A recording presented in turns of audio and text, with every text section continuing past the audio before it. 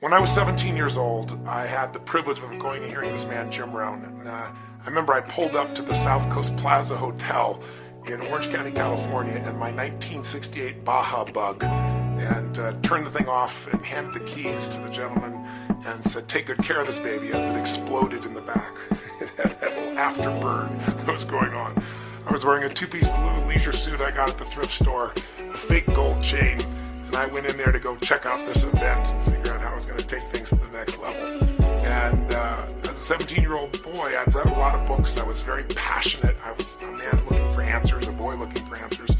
And then this silver-haired gentleman who had so much wisdom stood up, and he shared so much that night that touched me in just 3.5 hours. But in the area of abundance, he answered a question for me that I had not been able to answer, and it shifted the quality of my life, as I'm sure this session will for you.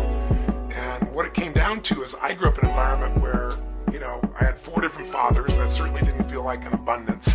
It felt like scarcity because they never lasted. They were gone. I grew up in an environment where there was no money even for food at times. We had a Thanksgiving where literally we had no food, and we wouldn't have starved, but we weren't going to have a Thanksgiving dinner. And there was a knock at the door, and that knock changed my life because it was someone who delivered food for us. It was just a delivery man, the person who actually sent it, that didn't acknowledge who they were. And the man said, "This is just a gift for you and your family." And my father didn't react very well to it at the time. Didn't want charity, but out of necessity he took it in. And I just remember at that time thinking to myself, why is it that my father worked so hard? Because he did work, he wasn't unemployed. And yet here we are with no money on Thanksgiving, not even for food. And it just, my whole life had been that way. And I couldn't understand why we were living on the other side of the tracks. I lived in what I thought was a rich community. It was actually a middle-class community, lower middle class. But everybody else, we lived right next to the railroad tracks, quite literally. And everyone seemed like living a different lifestyle, and I couldn't understand. And my father, I felt, was as good as their fathers as a person. Why did we have such lack? Why was there such scarcity? Why did they have so much abundance and us not have any? And I really didn't have the answer until I sat in that room with Jim Rohn. And he asked a question. He said, what does it really take to do well financially? What does it take to have real economic abundance? And he said, you must bring value to the marketplace. I'll never forget. And I thought, what the hell is he talking about? Value to the marketplace. And he made it very clear that we all have value in our own souls, but that's not what we get paid for. We also don't get paid for effort. We don't get paid for our time. We get paid to find a way to add value. And the question he asked at the time was, how is it possible that some people earn twice as much money as you do, or 4 times, or 5 times, or 10 times as much money in the same amount of time? And he said the answer is because they found a way to add more value. That is the secret to abundance. Do more for others than anyone else on earth. And if you can do that, you can build a brand, you can build a company, you can build a life, you can build friendships that are beyond compare. And so that simple little philosophy was really simple. And he went a little deeper. He was very specific. He said, if you look at it, I remember at the time he said, if you worked for McDonald's in those days, he said, you make $2.50 an hour. And I remember he said, somebody's making $2.50 an hour and they're barely surviving. Today, working at McDonald's, you make $8 an hour by contrast, a little inflation. But this is 1977.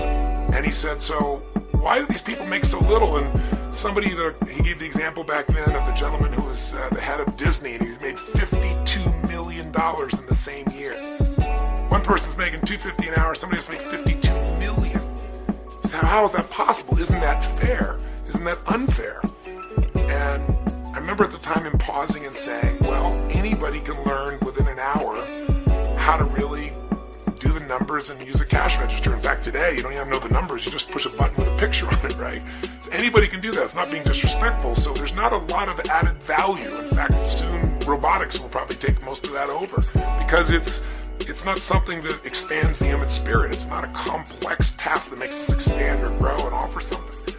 But he said, the guy that figured out how to turn Disney around with having trouble is worth $52 million because he's bringing joy and happiness and love and laughter to millions and millions of people. So if you help millions of people, you're going to do well. In the Bible, it says, if you wish to become great, learn to become the servant of many. Which, as Jim used to say, is, that means there's nothing wrong with wanting to be great. But greatness comes from serving a large number of people or at a deep level, one of the two. And so you look at it today, and today the story's the same. You work at McDonald's, it's $8 an hour, and I just got finished writing a book where I interviewed 50 of the most successful financial people on earth that started with nothing. And you look at a guy last year, David Tepper was the highest paid hedge fund guy. He got paid $3.5 billion last year. Now that looks like incredibly unjust experience. You know, it's insane. It's insane to think that that man's going to make 3.5 and someone else is going to make 15,000 a year at $8 an hour, basically. How could you justify that? Well, if you find a way to add more value, you can earn more and you can be abundant. He figured a way to get a 40% return for people. In a world where most people are putting their money in a savings account, getting 33 basis points, 1/3 of 1%. If you got people a 1% return, he'd be adding 300% more value. He's adding 12,000% more value for his investors. These people have taken their money and they're able to do things for their families, for their businesses, for the causes they care about, because he's growing it at a multiplied level because he developed this incredible set of skills. And how did he do it? The way Jim Rohn teaches. He learned to work harder on himself. He learned to master skills no one else had that could add value to others. So, introducing you to Jim Rohn and abundance, I just want to mark out that you can earn 10 times more, 20 times more, 100 times more in the same amount of time if you work harder on yourself than anything else, if you find a way to do more for others than anyone else. And then it goes beyond money. Then it goes to understanding abundance as an emotion, like love, like joy.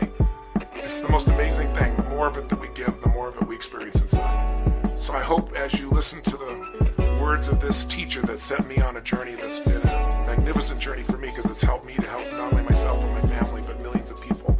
I hope that this journey into greater abundance is one you take seriously and that you get excited about and that you absorb fully and you take notes about it, so whatever you hear is driven deeper.